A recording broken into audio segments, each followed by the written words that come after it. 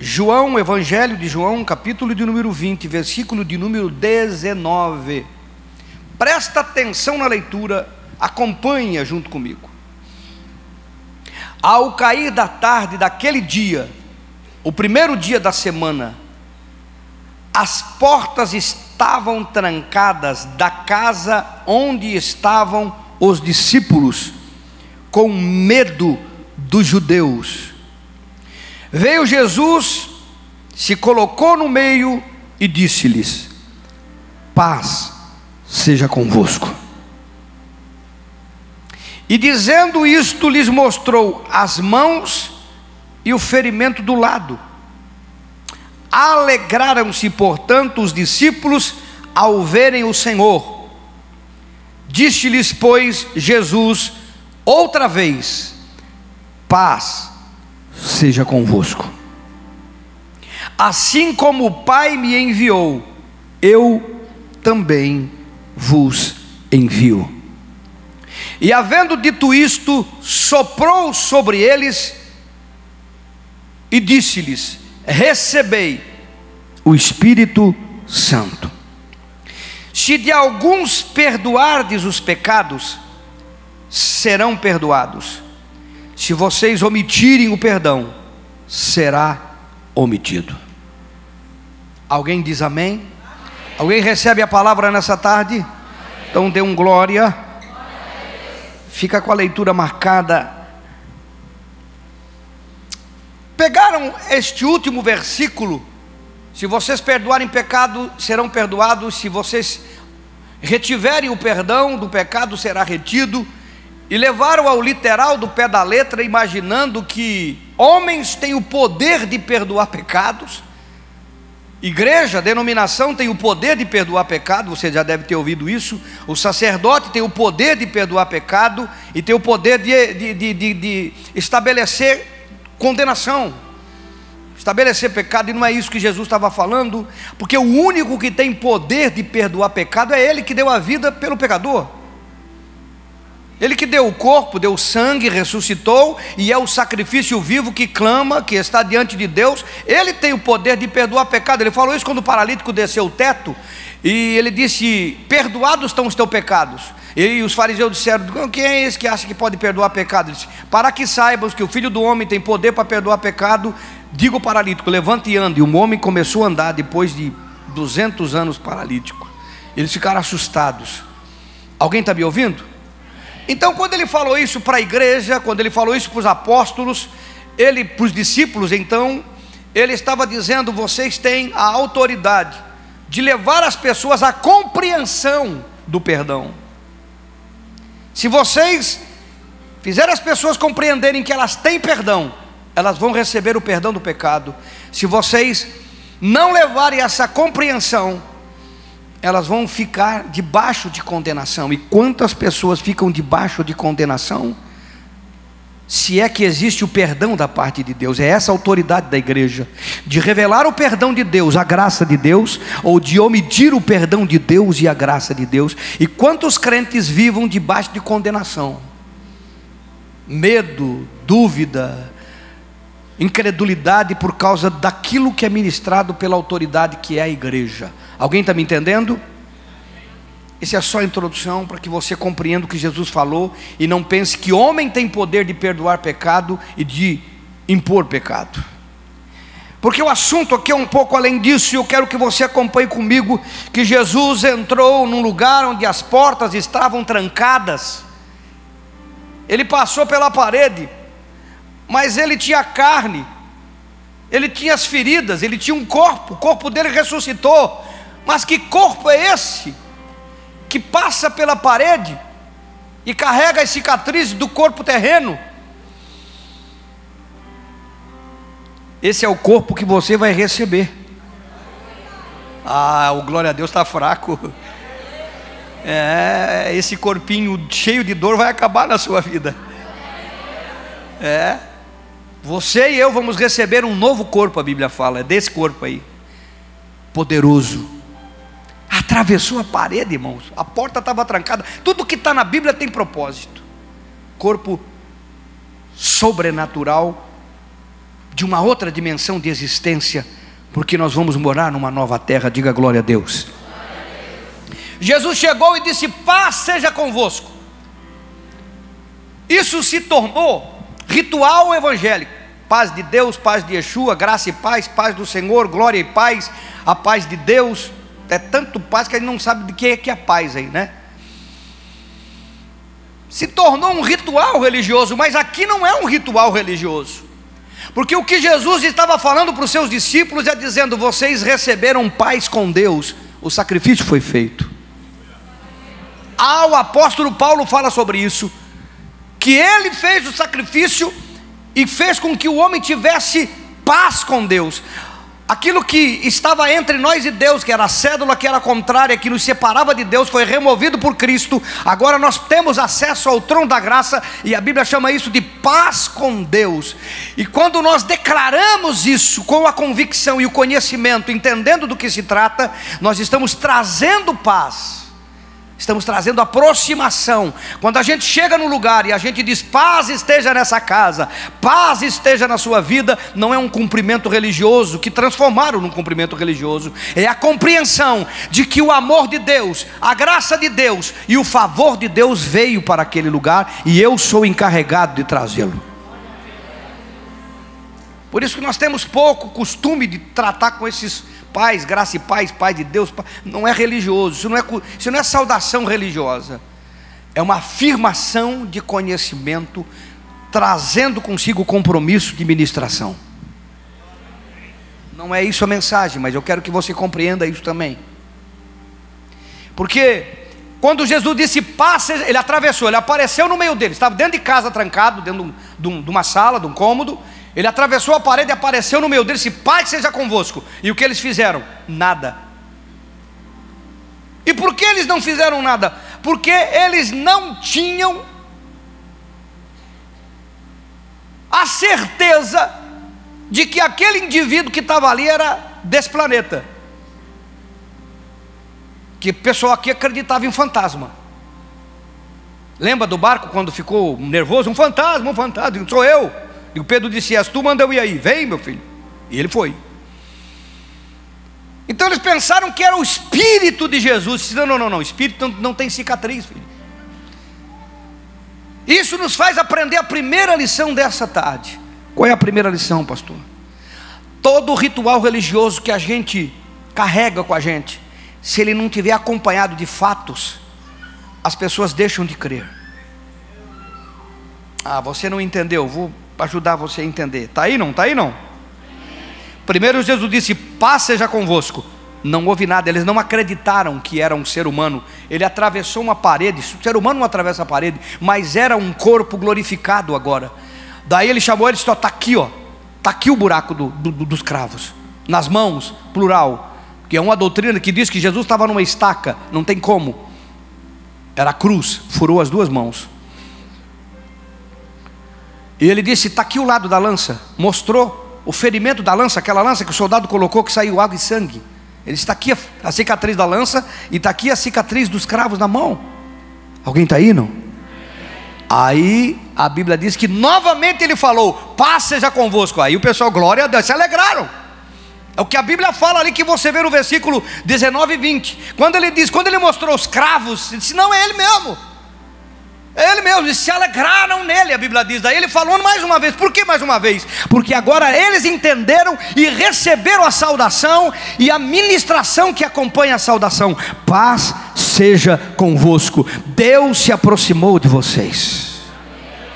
Alguém está aí, não? Compreenda isto. Quando nós temos trejeitos, quando nós temos cultura apenas, quando nós temos apenas hábitos, o crentez na vida da gente, o crentez mais atrapalha do que ajuda, que não é acompanhado de fatos, de experiência, de verdade na vida da gente, as pessoas não acreditam. A gente parece um fantasma e gospel, um fantasma evangélico, porque a gente fala de coisas que a gente não tem marcas na vida da gente. É o caos da igreja moderna. Nós estamos na era do conhecimento.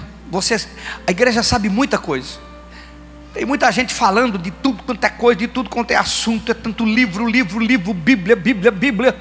E as pessoas leem, tu vai falar com a pessoa, eu já sei. Mas não tem marcas, não tem experiências, não tem cicatrizes de quem vive uma vida de compromisso com Deus.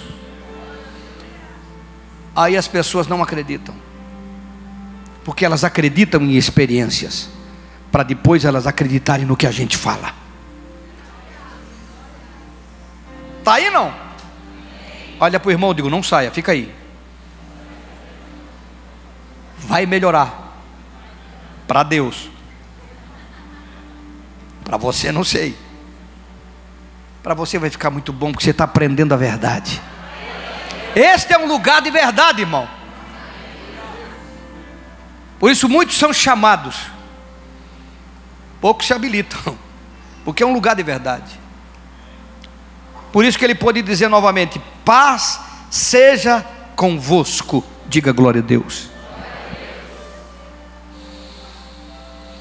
Por isso que deu alegria nos apóstolos. O versículo 21 diz assim: como o Pai me enviou, eu também vos envio. E depois ele soprou o Espírito Santo na vida deles. Eu queria que você entendesse isso. Nós fomos chamados para um propósito, fomos chamados para uma missão na terra. E o Espírito Santo tem só uma finalidade na sua vida: ajudar a você cumprir o seu propósito, a você completar a sua missão. Você precisa entender isso. Ele veio para isso, ele foi enviado para isto, ele foi mandado para isso. Quando Jesus disse: como o Pai me enviou, eu vos envio. Ele comissionou os apóstolos, ele conscientizou os apóstolos que eles estavam sendo enviados, convocados para uma missão. Porque, meu irmão, toda pessoa chamada em Cristo Jesus tem uma missão, no corpo e fora do corpo. Quando eu falo missão e propósito, entenda, eu não estou falando de coisa religiosa, só dentro dessas quatro paredes, só nos departamentos que a gente tem aqui. Não, eu estou falando de missão mesmo. Isso envolve a sua vida secular também. Isso envolve a vocação que você tem, de qualquer área que você possa contribuir. Porque a tua vocação te levará ao meio, e esse meio precisa da tua luz e do seu sal para ser alcançado, para que você possa dizer: paz seja convosco, e essa paz possa chegar, e essa pessoa possa ter comunhão com Deus, se converter e se tornar um cidadão do céu. Então isso acontece no seu escritório, no seu consultório, na sua oficina. Isso acontece no departamento que você trabalha, lá nas máquinas da fábrica que você trabalha. Isso acontece na construção, isso acontece em qualquer área. A missão não está restrita aqui dentro. Aqui dentro é preparação, aqui dentro é treinamento, aqui dentro é irmão treinando irmão, é pessoas treinando pessoas, capacitando pessoas, contribuindo com pessoas. Aqui dentro é um ajudando a levar a cruz do outro. Mas a sua missão está fora, e lá fora é propósito e missão. E o Espírito Santo foi te dado para que você seja lá fora uma bênção. Acredite no que eu estou te dizendo. Nós não precisamos do Espírito Santo por causa da igreja. Nós precisamos do Espírito Santo por causa do mundo. É lá que nós precisamos muito dele. É lá em qualquer área, em qualquer função, em qualquer trabalho. Porque é momentos que Deus vai colocar pessoas, e confiou em nós para que essas pessoas sejam alcançadas. Alguém está aí não? Como o Pai me enviou, eu também vos envio. Soprou o Espírito Santo sobre a vida deles. E vocês não são enviados sozinhos. Vocês não são enviados sozinhos. Ninguém é chamado por Deus para servir em qualquer área da sociedade sem o Espírito Santo. Diga para o seu irmão: você precisa do Espírito Santo. Uma das coisas que mais me surpreende nessa passagem, a ressurreição é tremenda, os discípulos estavam ali, e Jesus soprou o Espírito Santo sobre eles. Irmãos, 40 dias para frente aproximadamente, o Espírito Santo viria e ministraria todos eles. Via o dia de Pentecoste. Desse período aqui, 40 dias para frente, Mas eu fiquei meditando, disse, soprou o Espírito Santo sobre eles. Jesus veio até onde eles estavam, ministrou a sua vida, ratificou a sua ressurreição, que ele tinha dúvidas, e muitas, mostrou que estava vivo, que tinha ressuscitado, que a sua palavra tinha se cumprido, disse para eles, eu estou enviando vocês, não parou aqui, mesmo que Pedro voltou a pescar, depois para frente você pode ler em casa, e a Bíblia diz que Jesus soprou sobre eles o Espírito Santo. E o que eu aprendo? Que Jesus não permitiu que os seus discípulos caminhassem 40 dias apenas, até o dia de Pentecostes, até Atos capítulo 1, ele não permitiu que os seus discípulos caminhassem apenas 40 dias sem o Espírito Santo. Que compreenda uma coisa, quando Jesus veio e os chamou, nos 3 anos de ministério, Jesus era o Deus encarnado, e ele cobria todos os seus discípulos, ele dava autoridade para eles, eu vos dou poder, ele dava autoridade. Quando ele enviou de 2 em 2, os 70 aliás, eles tinham a autoridade que Jesus dava para eles, eles não tinham o Espírito Santo ainda, eles tinham autoridade, eles não tinham o Espírito Santo ainda, mas eles tinham o poder que Jesus dava. Jesus bancou o ministério deles por 3 anos, todo demônio que era expulso, toda pessoa que era curada, tudo que eles fizeram, que eles relataram, quando trouxeram o relatório da volta dos 70 para Jesus, quem tem vida com Deus já leu essa passagem, era debaixo da autoridade, da unção e do Espírito Santo que veio sobre Jesus no dia do batismo. A plenitude do Espírito veio sobre ele, e ele então ministrava e dava autoridade. A autoridade que os discípulos trabalhavam era a autoridade que Jesus dava. Agora Jesus foi tirado, morreu, foi o sacrifício vivo, não tinha subido a Deus, o Espírito Santo não estava mais no corpo glorificado, quer dizer, ele não tinha mais essa autoridade na terra, até então estava transferindo para a igreja. Quem lê e estuda sabe do que eu estou falando. E agora os discípulos tinham 40 dias de período da ressurreição até a descida do Espírito Santo sobre eles, e Jesus não quis deixá-los só, com as suas forças, com a sua capacidade, mas ele disse, recebam o Espírito Santo. Ele tirou do que tinha nele e soprou sobre os seus discípulos. Ele não permitiu que eles ficassem apenas 40 dias sem o Espírito atuando em favor da vida deles. Enquanto ele estava na terra, ele fez. Agora ele não estava num corpo glorificado, estava em outra dimensão. Ele já não era um corpo mais terreno, já era um corpo espiritual para uma nova dimensão. E os discípulos estavam, e ele disse, vocês não vão ficar, recebam o Espírito Santo. Você está entendendo, irmão? 40 dias apenas. E tem crente que já está 1 ano servindo a Deus e ainda não buscou o Espírito Santo. Tem crente que está 1 ano já servindo a Deus e ainda não fala na língua do Espírito, não se posiciona para ser cheio do Espírito Santo, vive com sua força e capacidade, lutando com a sua força e capacidade, não entendendo que Deus nos projetou para nos movermos pelo Espírito Santo. Não tem outra forma de se mover. Alguém está me ouvindo? Vocês estão me ouvindo lá atrás? Bem alto e claro. Por que Jesus soprou o Espírito sobre eles? Além disso que eu estou falando, porque eles estavam trancados num quarto, num cômodo de uma casa. E você leu comigo, eles estavam com medo. E a Bíblia diz, não vos dei espírito de medo, mas de moderação, de amor. Por que eles estavam com medo? Quando a gente está com medo, a gente comete todo tipo de estupidez. Toda pessoa que age baseado no medo, ela faz coisas erradas. E eu não vou entrar em minúcias aqui, porque o tempo não me permite. Você sabe, uma pessoa quando negocia com medo, quando ela vai a um lugar com medo, tudo atrapalha, tudo é para pior. Tudo que você faz com medo é para pior. E eles estavam com medo. E o medo era o quê? a ausência da certeza da presença do seu Senhor ao lado deles. O crente com medo é um crente que não entendeu, ele não está vivendo debaixo da plenitude do Espírito Santo. Seja o medo que for, medo de emprego, medo de recurso, medo de vida, medo de doença, medo do que for, irmão.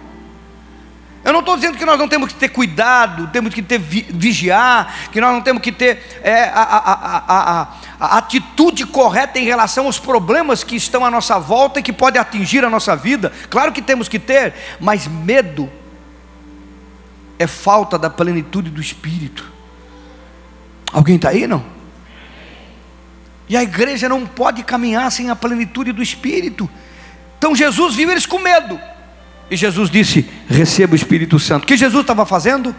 Curando o medo que eles tinham. Eles estavam tão com medo que ele entrou com paz seja convosco, não abria a boca.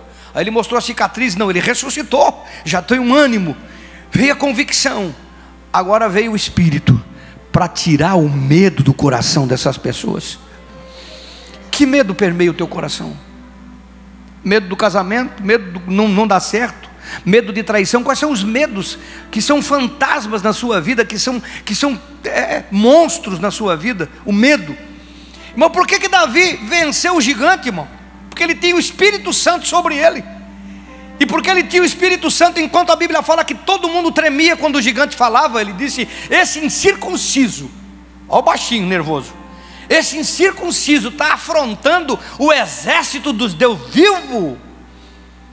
Pegou 5 pedrinhas, botou no alforje e disse: deixa comigo. De onde veio essa coragem para o cara descer num vale, encarar o cara 10 vezes maior do que ele, que todo mundo estava tremendo, dava um frio na barriga de Israel?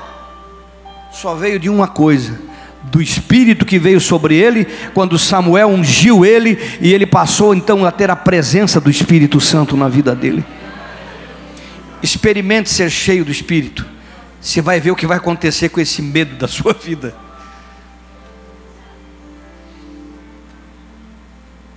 Você vai fazer uma canção para esse medo: bye bye medo, não preciso de você. Você vai fazer um salmo baseado na coragem que vai vir sobre a sua vida. Alguém está aí, irmão? Eu estou falando o que Jesus fez. Ele ministrou o Espírito para que o medo saísse, porque eles estavam trancados com medo. Medo é a ausência da presença. Alguém está aí, não? Outra coisa que eu quero que você aprenda, que a nossa experiência começa pequena, com a ministração de alguém, com uma unção, para termos o desejo de buscar o Espírito Santo por nossa própria vontade e esforço. Sabe o que tem acontecido com os crentes? Espírito Santo no encontro com Deus. Maravilha, bom. Espírito Santo no encontro com Deus, Espírito Santo no espiritual. Eu quero dizer para vocês, isso são experiências. E o texto nos ensina isso. Jesus soprou sobre eles o Espírito Santo. Nunca tinha soprado, não está na Bíblia. Eles experimentaram. Lhes deu condições de permanecer 40 dias orando até que o Espírito fosse derramado. Se nós queremos isso, é bom demais. Sai medo, dá alegria, dá paz, dá coragem, dá ousadia. E eles ficaram insistindo. Toda a experiência que você tem tido com o Espírito Santo não é plenitude, é sopro. Só você que entra no seu quarto, busca, vai experimentar plenitude. Meu irmão, você vai virar Matrix. Eu estou falando de Deus para a tua vida. Busque a presença, se encha no teu quarto secreto, pega o carro e vai para a rua, vai cair pessoa endemoniada do teu lado. Tu vai olhar para as pessoas, parece que tu está numa outra dimensão, parece uma leitura, parece Matrix, parece que tu entrou na dimensão do Matrix. Os caras estão se matando e tu só acredita em mim, irmão. Alguém está aí, não? Parece engraçado, mas é verdadeiro. Eu já vivi isso, irmão. Você olha para as pessoas à tua volta e não consegue entender, a tua mente fica diferente. Espírito Santo veio para você, é seu.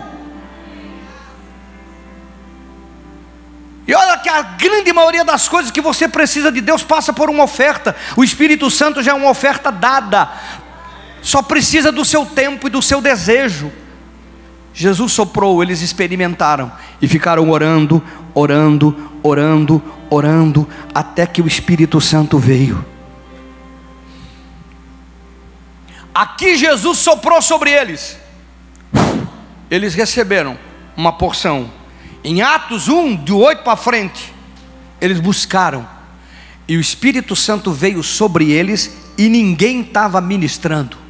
Você fica esperando que alguém bote a mão sobre a sua cabeça? Normal, eu também fiz isso, faço isso ainda hoje. Tanto que eu mostrei aqui na quinta-feira o pessoal ministrando da minha vida, eu fico feliz, todo mundo fica. É porção. Espírito Santo, você tem que buscar, porque Ele não precisa que ninguém ministre, é o teu desejo de buscar. Os discípulos estavam orando, não tinha Jesus, Jesus não apareceu naquele cenáculo, eles estavam orando, todos estavam orando, e a Bíblia diz que o Espírito veio como um vento impetuoso, e começou a soprar, e a descer sobre eles, como língua de fogo, e eles começaram a falar em línguas do Espírito, e revelar os mistérios de Deus. Ninguém botou a mão. Se você acha que foi só em Pentecostes, Pedro foi chamado na casa de Cornélio, a história toda você já conhece, e quando ele chegou lá, entrou com os amigos, tinha Cornélio, sua família, seus amigos, estava todo mundo lá esperando uma palavra. Ele pregou Jesus, pregou o Salvador, e enquanto ele estava falando do Salvador, a Bíblia diz que o Espírito veio, ninguém ministrou, porque Cornélio orava, ele estava orando e querendo de Deus, e orando, a Bíblia diz que o anjo veio porque ele estava orando. Ele era um prosélito, um homem que estava seguindo a religião judaica, e não era judeu, é o primeiro gentil registrado com a plenitude do Espírito Santo na sua vida. Ninguém botou a mão, mas o Espírito veio e encheu todos que estavam na casa. Espírito Santo.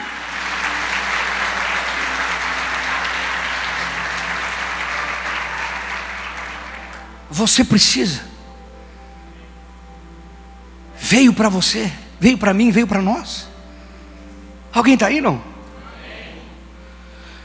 Então Jesus ministrou, soprou quando entrou no cenáculo. Quando o Espírito Santo veio, ninguém ministrou, ele veio porque alguém buscou. E você pode buscá-lo na tua casa. Nós fazemos reunião para dar sopro, para dar uma experiência, para dar um upgrade. Mas a verdadeira plenitude vem com o desejo do teu coração. Você pode até orar 1 hora e não vir nada, mas você está subindo o nível. Se ora outro dia mais 1 hora, mais 1h30, está subindo o nível. Você não vê o mundo espiritual. Daniel prova isso para nós. Homem amado, você começou a orar, o anjo veio. Você começa a orar hoje, o Espírito Santo, Deus vai colocando e vendo o desejo do teu coração. Uma hora aquilo. E eu vou dizer uma coisa para você: se você começar a orar e buscar só o Espírito Santo, você pode orar 1 hora, não vai acontecer nada talvez, 40 minutos, 2 dias, 3 dias, 4 dias. A hora que você menos espera, acredite no que eu estou te dizendo, eu estou falando pelo Espírito de Deus, estou profetizando na sua vida. Você vai chorar no carro, dirigindo.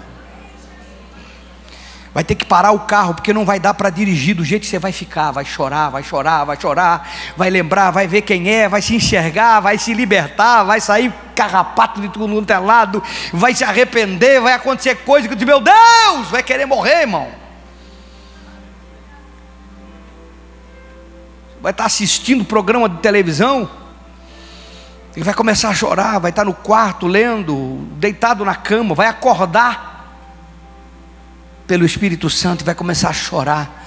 Alguém vai olhar para você: o que aconteceu? Se for num lugar público, então vai ser terrível. O que aconteceu? O que aconteceu? Nada, que ninguém vai entender. Está chorando do quê, meu irmão? E não está chorando de tristeza, porque o Espírito Santo nos faz enxergar o mundo como ele deve ser enxergado. A nós, como Deus nos enxerga com amor. e o nosso propósito de existência, que é fundamental que entendamos. Quem está aí, irmão? O que garante estarmos na vontade de Deus, na direção certa, em plena paz, a ajuda sobrenatural, os sinais, as maravilhas, é o Espírito Santo em nós. Sem Espírito Santo, cristianismo é só uma religião como qualquer uma, não serve para nada. Com o Espírito Santo, a gente não precisa nem ser chamado de cristão, mas não vai dar para desassociar o que Jesus é do que nós somos. Aí o apelido vale a pena. Cristão é um apelido, não é um título. Alguém está aí? João capítulo 16. Aleluia, é uma presença de Deus aqui. João capítulo 16. Quem encontrou? Versículo de número 12.